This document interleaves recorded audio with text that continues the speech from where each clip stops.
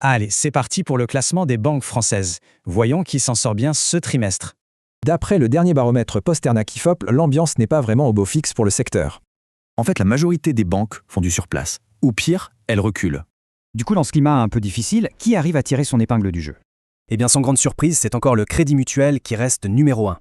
Avec 51% d'indice d'image, il conforte sa première place et gagne même 1 point.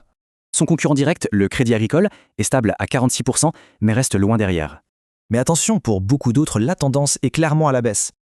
Ok, regardons ça de plus près. Un chiffre à retenir, moins 3 points.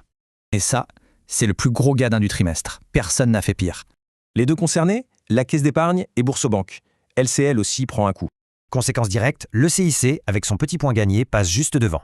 Maintenant, direction le bas du classement, où l'on trouve la Banque Postale.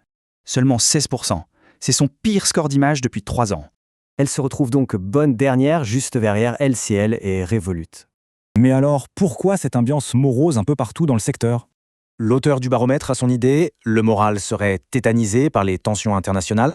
Et apparemment, ce n'est pas un problème qui touche que les banques. C'est une tendance de fond pour les grandes entreprises françaises, une sorte de malaise général.